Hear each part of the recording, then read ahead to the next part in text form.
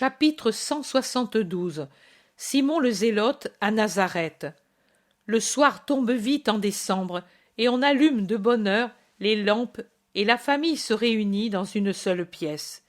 Il en est de même dans la petite maison de Nazareth, et pendant que les deux femmes travaillent l'une au métier à tisser et l'autre à la couture, Jésus, assis près de la table avec Jean d'Andorre, parle doucement avec lui, pendant que Marc-Jam achève de polir 2 coffres posés par terre.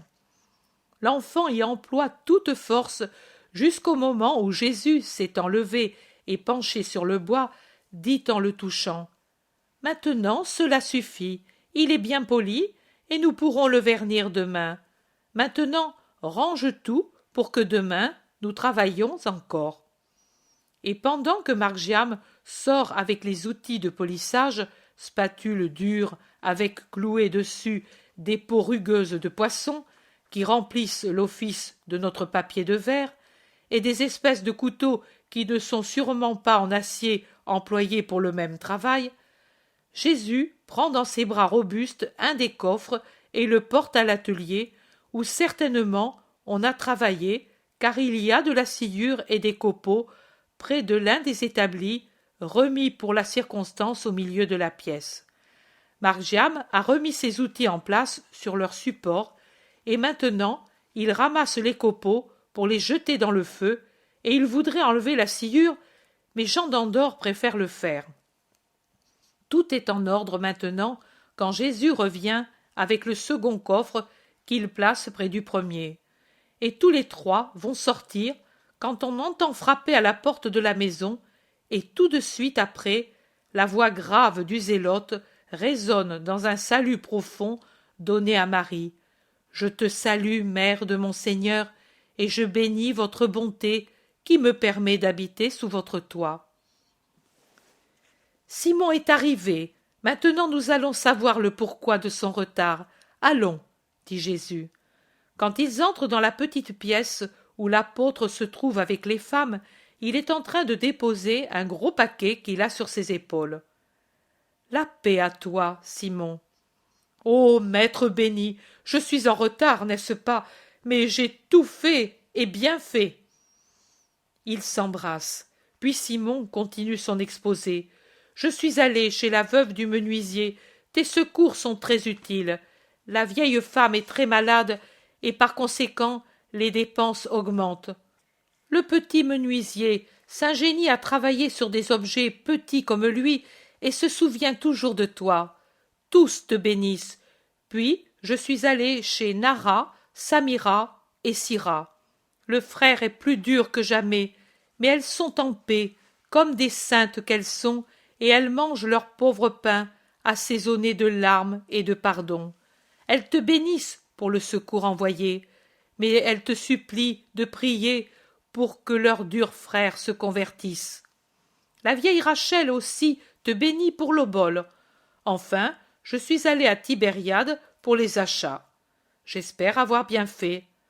Maintenant, les femmes observeront. Mais à Tibériade, j'ai été retenu par certains qui me croyaient ton estafette. Ils m'ont séquestré pendant 3 jours. Oh, une prison dorée, si l'on veut, mais tout de même une prison.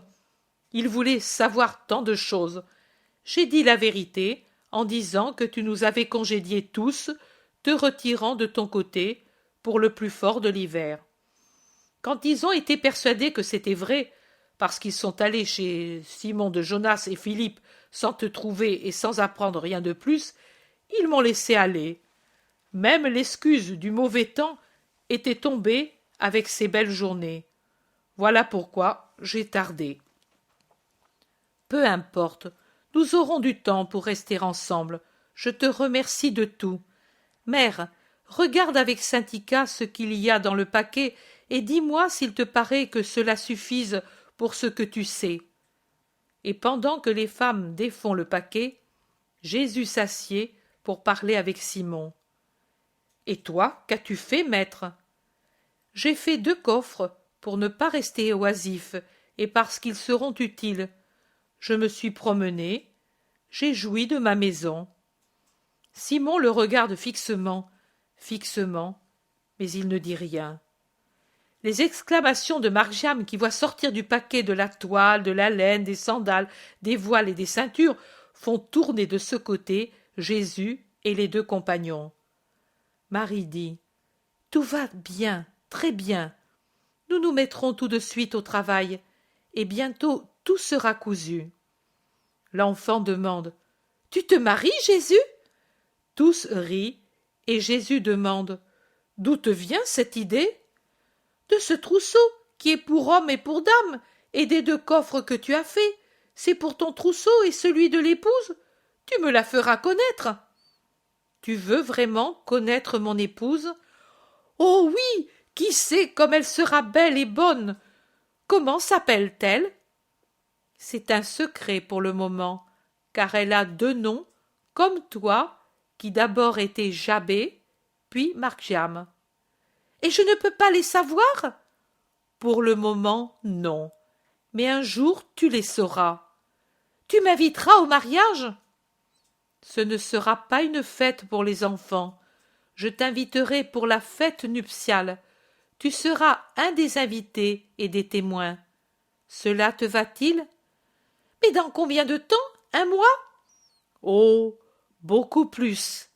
Et alors, pourquoi as-tu travaillé au point de t'amener des ampoules aux mains ? » ?»« Elles sont venues parce que je ne travaille plus des mains. Tu vois, enfant, que l'oisiveté est pénible toujours. Quand ensuite on se remet au travail, on souffre doublement parce qu'on est devenu trop délicat. Réfléchis, si cela nuit pareillement aux mains, quel mal cela fera à l'âme ? Vois-tu ?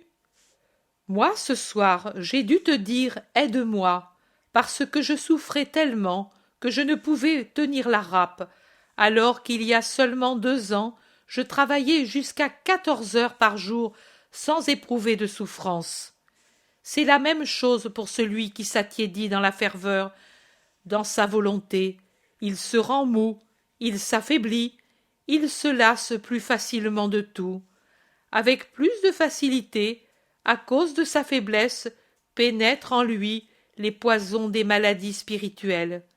C'est avec une double difficulté, au contraire, qu'il accomplit les œuvres bonnes dont l'exécution ne lui coûtait pas auparavant, parce qu'il était entraîné.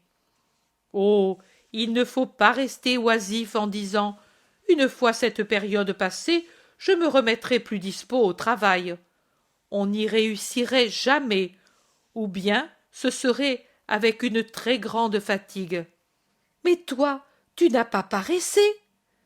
Non, j'ai fait d'autres travails, mais tu vois que l'oisiveté de mes mains leur a été nuisible. Et Jésus montre ses paumes rougies avec çà et là des ampoules. Marc-Jam les baise en disant « Ma mère me faisait cela quand j'avais mal, parce que l'amour guérit. » Oui, l'amour guérit de tant de choses. Eh bien, viens Simon, tu dormiras dans l'atelier du menuisier. Viens donc que je te fasse voir où tu peux mettre tes vêtements. Et ils sortent et tout prend fin. Et tout prend fin. Et tout prend fin.